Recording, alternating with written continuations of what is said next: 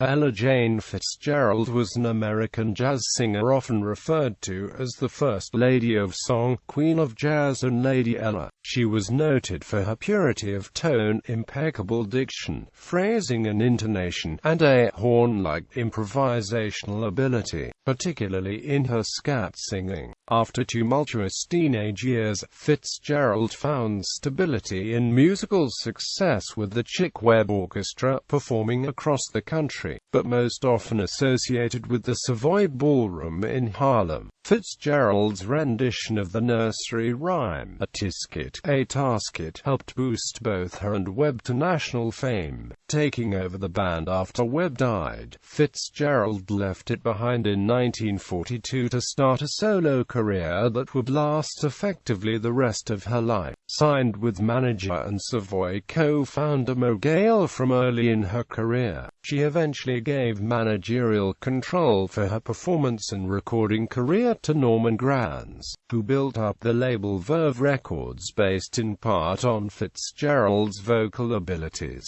With VIAF she recorded some of her more widely noted works, particularly her interpretation of the Great American Songbook, while Fitzgerald appeared in movies and as a guest on popular television shows in the second half of the 20th century. Her musical collaborations with Louis Armstrong, Duke Ellington, and the Ink Spots were some of her most notable acts outside of her solo career. These partnerships produced recognizable songs like Dream a Little Dream of Me, Cheek to Cheek, Into Each Life Some Rain Must Fall, and It Don't Mean a Thing. In 1993, Fitzgerald capped off her 60-year career with her last public performance. 3 years later, she died at the age of 79, following years of decline in her health. After her passing, Fitzgerald's influence lived on through her 14 Grammy Awards, National Medal of Arts, Presidential Medal of Freedom, and tributes in the form of stamps, music festivals, and theater namesakes.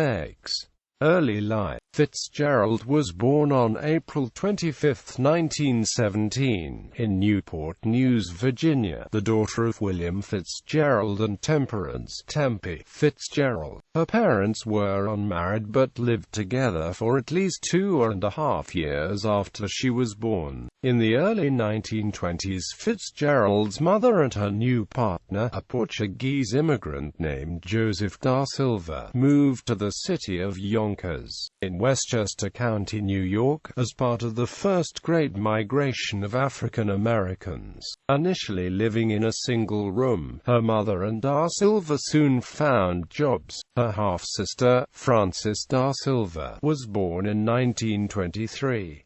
By 1925, Fitzgerald and her family had moved to nearby School Street, then a predominantly poor Italian area. She began her formal education at the age of 6 and proved to be an outstanding student, moving through a variety of schools before attending Benjamin Franklin Junior High School from 1929. Fitzgerald had been passionate about dancing from 3rd grade, being a fan of Earl Snakehips Tucker in particular, and would perform for her peers on the way to school and at lunchtime. Fitzgerald and her family were Methodists and were active in the Bethany African Methodist Episcopal Church, and she regularly attended worship services, Bible study, and Sunday school. The church provided Fitzgerald with her earliest experiences in formal music making, and she may also have had a short series of piano lessons during this period. During this period, Fitzgerald listened to jazz recordings by Louis Armstrong, Bing Crosby, and the Boswell sisters. Fitzgerald idolized the Boswell sisters' lead singer Connie Boswell, later saying, "My mother brought home one of her records, and I fell in love with it."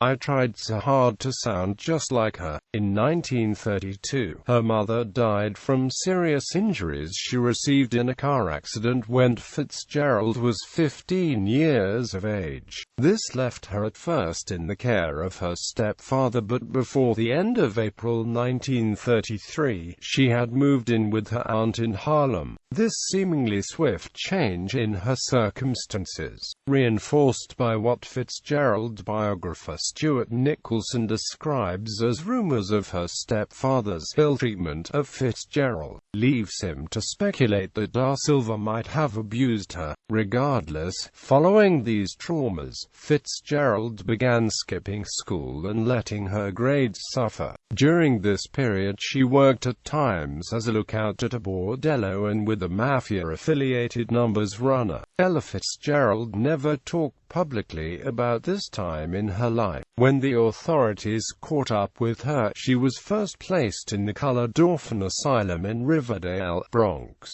However, when the orphanage proved too crowded, she was moved to the New York Training School for Girls in Hudson, New York, a state reformatory located about 120 miles north of New York City. Eventually she escaped, and for a time she was homeless. Early career. While she seems to have survived during 1933 and 1934 in part from singing on the streets of Harlem, Fitzgerald made her most important amateur singing debut at age 17 on November 21, 1934, in one of the earliest of the famous amateur nights at the Apollo Theater. She had originally intended to go on stage and dance, but, intimidated by a local dance duo called the Edwards Sisters, she opted to sing instead. Performing in the style of Connie Boswell, she sang Judy and The Object of My Affection and won the first prize of $25. In theory, she also won the chance to perform at the Apollo for a week, but, seemingly because of her disheveled appearance, the theater never gave her that part of her prize. In January 1935, Fitzgerald won the chance to perform for a week with the Tiny Bradshaw Band at the Harlem Opera House. Around this same time, she was introduced to the drummer and bandleader Chick Webb, who had asked his recently signed singer Charlie Linton to help find him a female singer, though Webb was, as the New York Times later wrote, reluctant to sign her, because she was gawky and unkempt, a diamond in the rough. He offered her the opportunity to test with his band when they played a dance at Yale University, met with approval by both audiences and her fellow musicians. Fitzgerald was asked to join Webb's orchestra and soon gained acclaim as part of the group's renowned performances at Harlem's Savoy Ballroom. Fitzgerald recorded several hit songs with them, including Love and Kisses and You'll Have to Swing It, but it was her 1938 version of the nursery rhyme, A-Tisket, A-Tasket, a song she co-wrote, that brought her wide public acclaim. Webb died on June 16, 1939, and his band was renamed Ella and her famous orchestra, with Fitzgerald taking on the role of nominal bandleader. Fitzgerald recorded nearly 150 songs with Webb's orchestra between 1935 and its final end in 1942. In her New York Times obituary of 1996, Stephen Holder echoed the conventional critical view of the time in describing the majority of her recordings during this period as novelties and disposable pop fluff. Decca years. In 1942, Fitzgerald left the band to begin a solo career, continuing under contract to the Decca label that she had worked with while part of Webb's orchestra. She had several popular hits while recording with such artists as Bill Kenny and Amp, The Ink Spots, Louis Jordan, and the Delta Rhythm Boys. With Decca's Milt Gabler as her manager, Fitzgerald began working regularly for the jazz impresario Norman Granz and appeared regularly in his Jazz at the Philharmonic concerts. Her relationship with Granz was further cemented when he became her manager, although it would be nearly a decade before he could record her on one of his many record labels. With the demise of the swing era and the decline of the great touring big bands, a major change in jazz music occurred. The advent of bebop led to new developments in Fitzgerald's vocal style, influenced by her work with Dizzy Gillespie's big band. It was in this period that Fitzgerald started including scat singing as a major part of her performance repertoire. While singing with Gillespie, Fitzgerald recalled, "I just tried to do what I heard the horns in the band doing." Her 1945 scat recording of "Flying Home," arranged by Diction, would later be described by the New York Times as one of the most influential vocal jazz records of the decade.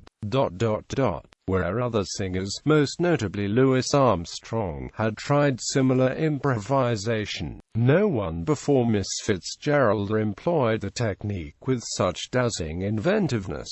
Quote, "Her bebop recording of Oh, Lady Be Good was similarly popular and increased her reputation as one of the leading jazz vocalists."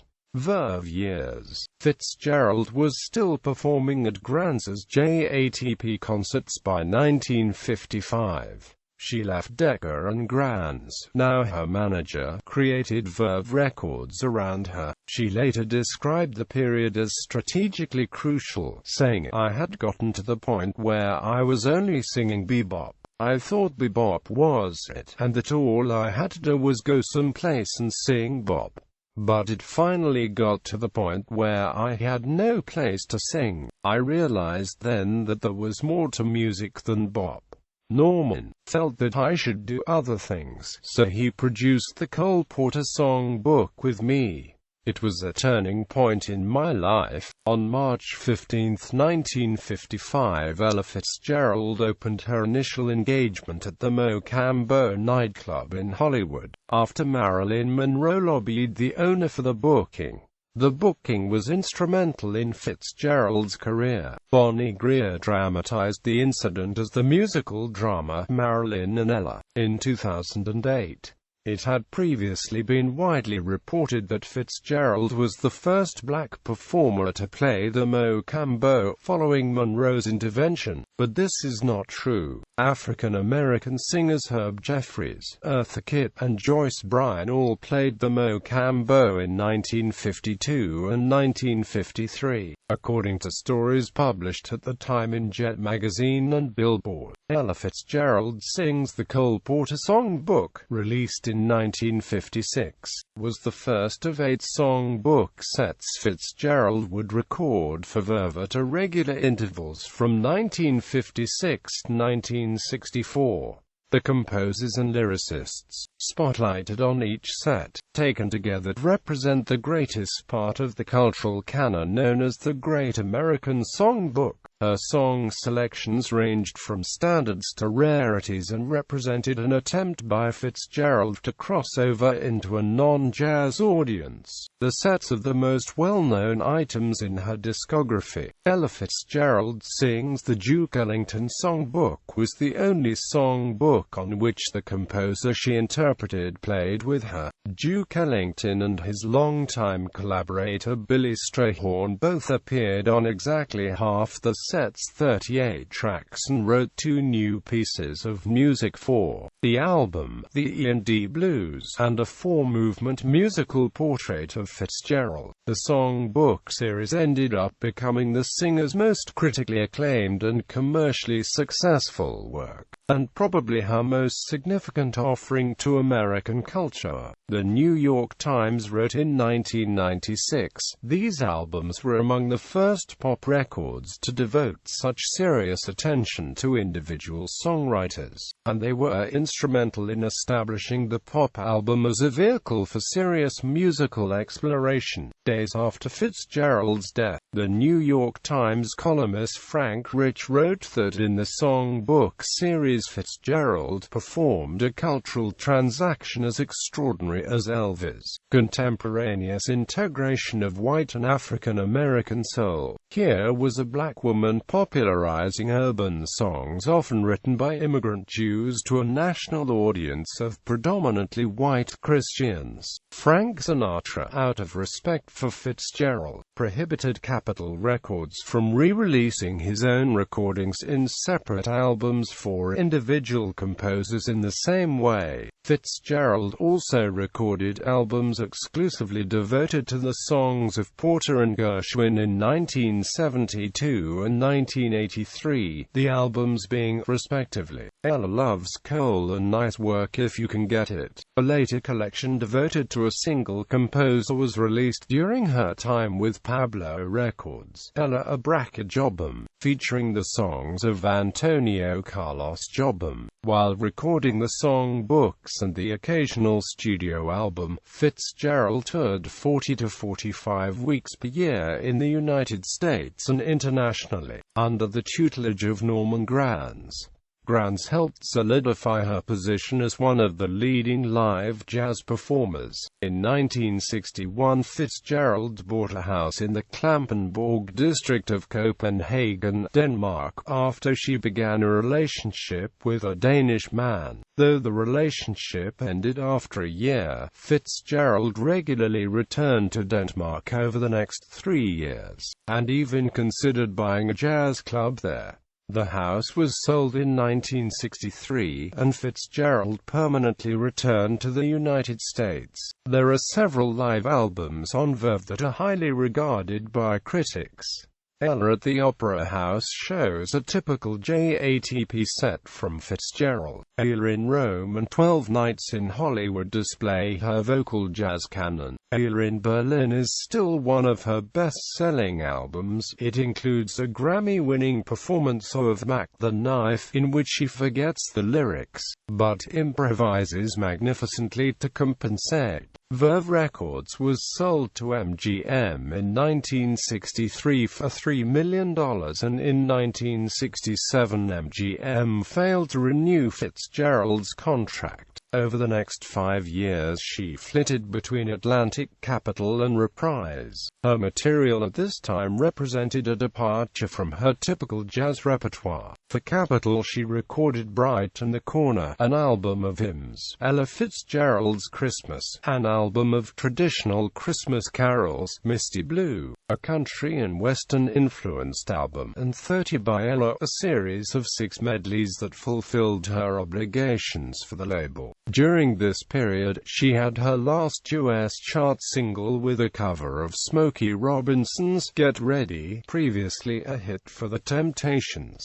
and some months later a top 5 hit for Rare Earth. The surprise success of the 1972 album Jazz at Santa Monica Civic 72 led Granz to found Pablo Records, his first record label since the sale of VIAF. Fitzgerald recorded some 20 albums for the label. Ella in London recorded live in 1974 with pianist Tommy Flanagan, guitarist Joe Pass, bassist Cleta Betts and drummer Bobby Durham. Was considered by many to be some of her best work. The following year she again performed with Joe Pass on German television station NDR in Hamburg. Her years with Pablo Records also documented the decline in her voice. She frequently used shorter, stabbing phrases, and her voice was harder, with a wider vibrato. One biographer wrote, plagued by health problems, Fitzgerald made her last recording in 1991 and her last public performances in 1993.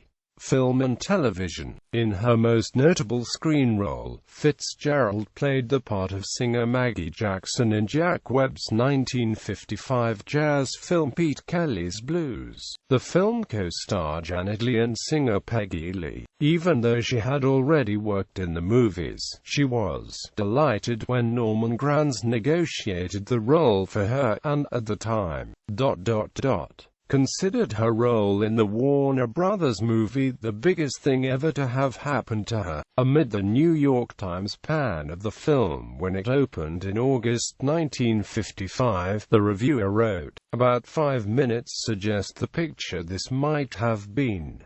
Take the ingenious prologue. Take the fleeting scenes when the wonderful Ella Fitzgerald, allotted a few spoken lines, fills the screen and soundtrack with her strong mobile features and voice."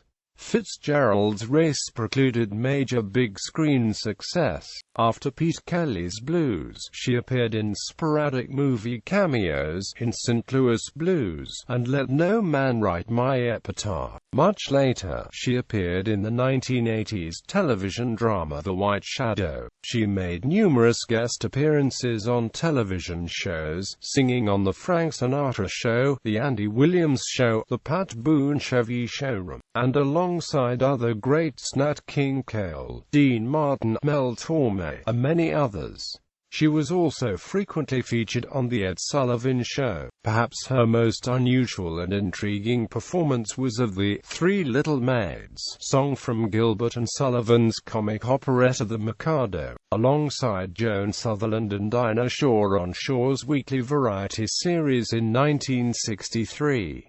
A performance at Ronnie Scott's Jazz Club in London was filmed and shown on the BBC. Fitzgerald also made a one-off appearance alongside Sarah Vaughan and Pearl Bailey on a 1979 television special honoring Bailey. In 1980, she performed a medley of standards in a duet with Karen Carpenter on the Carpenters television program Music, Music, Music. Fitzgerald also appeared in TV commercials, her most memorable being an ad for Memorex. In the commercials, she sang a note that shattered a glass while being recorded on a Memorex cassette tape. The tape was played back and the recording also broke the glass, asking, "Is it live, or is it Memorex?" Quote. She also starred in a number of commercials for Kentucky Fried Chicken, singing and scatting to the fast food chain's longtime slogan, "We do chicken right." Quote.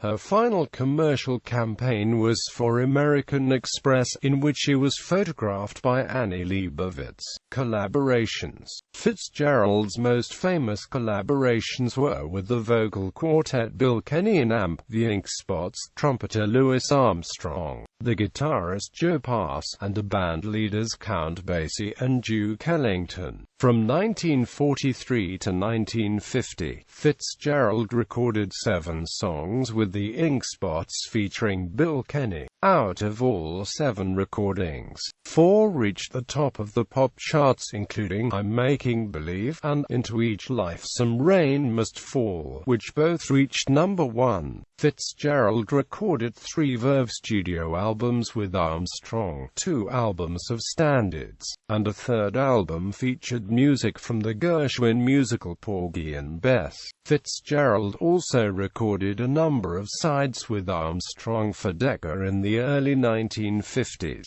Fitzgerald is sometimes referred to as the quintessential swing singer, and her meetings with Count Basie are highly regarded by critics. Fitzgerald features on one track on Basie's 1957 album 1 O'Clock Jump, while her 1963 album Ella and Basie is remembered as one of her greatest recordings, with the New Testament Basie Band in full swing, and arrangements written by a young Quincy Jones. This album proved a respite from the songbook recordings and constant touring that Fitzgerald was engaged in during this period. Fitzgerald and Basie also collaborated on the 1972 album Jazz at Santa Monica Civic 72, and on the 1979 albums Digital 3 at Montreux. A classy pair and a perfect match. Fitzgerald and Joe Pass recorded 4 albums together toward the end of Fitzgerald's career. She recorded several albums with piano accompaniment, but a guitar proved the perfect melodic foil for her. Fitzgerald and Pass appeared together on the albums Take Love Easy, Easy Living, Speak Love, and Fitzgerald and Pass. Again, Fitzgerald and Duke Ellington recorded 2 live albums and 2 studio albums. Her Duke Ellington songbook placed Ellington firmly in the canon known as the Great American Songbook, and the 1960s saw Fitzgerald and the Duke meet on the Côte d'Azur for the 1966 album Ella and Duke at the Côte d'Azur, and in Sweden for the Stockholm concert, 1966. The 1965 album Ella at Duke's Place is also extremely well received. Fitzgerald had a number of famous jazz musicians and soloists as sidemen over her long career. The trumpeters Roy Eldridge and Dizzy Gillespie, the guitarist Herb Ellis, and the pianists Tommy Flanagan, Oscar Peterson, Lou Lovey, Paul Smith, Jimmy Rolls, and Ellis Larkins all worked with Ella mostly in live, small group settings. Possibly Fitzgerald's greatest unrealized collaboration was a studio live album with Frank Sinatra. The two appeared on the same stage only periodically over the years, in television specials in 1958 and 1959, and again on 1967's A Man and His Music Plus Ella Plus Jobim, a show that also featured Antonio Carlos Jobim. Pianist Paul Smith has said, Ella loved working with Sinatra, gave her his dressing room on A Man and His Music and couldn't do enough for her. Quote, when asked, Norman Granz would cite complex contractual reasons for the fact that the two artists never recorded together. Fitzgerald's appearance with Sinatra and Count Basie in June 1974 for a series of concerts at Caesars Palace, Las Vegas, was seen as an important incentive for Sinatra to return from his self-imposed retirement of the early 1970s. The shows were a great success, and September 1975 saw them gross $1 million in 2 weeks on Broadway, in a triumvirate with the Count Basie Orchestra. Later life and death. In 1985, Fitzgerald was hospitalized briefly for respiratory problems, in 1986 for congestive heart failure, and in 1990 for exhaustion. In March 1990 she appeared at the Royal Albert Hall in London, England with the Count Basie Orchestra for the launch of Jazz FM, plus a gala dinner at the Grosvenor House Hotel at which she performed. In 1993, she had to have both of her legs amputated below the knee due to the effects of diabetes.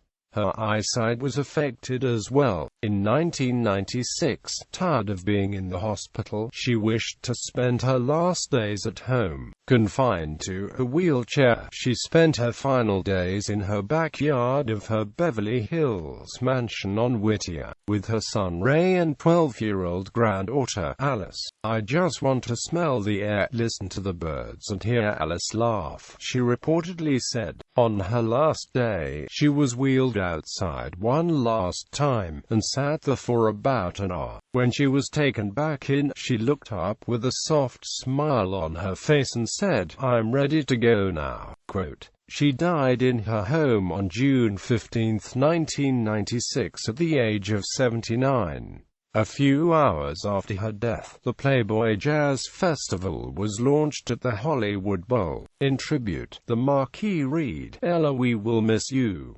Her funeral was private, and she was buried at Inglewood Park Cemetery in Los Angeles. Personal life. Fitzgerald married at least twice, and there is evidence that she may have married a third time. Her first marriage was in 1941, to Benny Cornegay, a convicted drug dealer and local dock worker. The marriage was annulled in 1942. Her second marriage was in December 1947, to the famous bass player Ray Brown, whom she had met while on tour with Dizzy Gillespie's band a year earlier. Together they adopted a child born to Fitzgerald's half-sister, Frances, whom they christened Ray Brown, Jr. With Fitzgerald and Brown often busy touring and recording, the child was largely raised by his mother's aunt, Virginia. Fitzgerald and Brown divorced in 1953, bowing to the various career pressures both were experiencing at the time, though they would continue to perform together. In July 1957, Reuters reported that Fitzgerald had secretly married Thorina Larsen, a young Norwegian, in Oslo. She had even gone as far as furnishing an apartment in Oslo, but the affair was quickly forgotten when Larsen was sentenced to 5 months hard labor in Sweden for stealing money from a young woman to whom he had previously been engaged.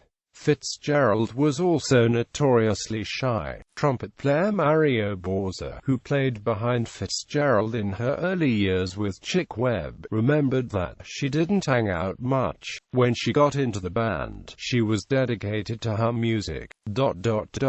She was a lonely girl around New York, just kept herself to herself for the gig. When, later in her career, the Society of Singers named an award after her, Fitzgerald explained, "I don't want to say the wrong thing, which I always do, but I think I do better when I sing." Fitzgerald was a quiet but ardent supporter of many charities and non-profit organizations, including the American Heart Association and the City of Hope Medical Center. In 1993, she established the Ella Fitzgerald Charitable Foundation. Discography and collections.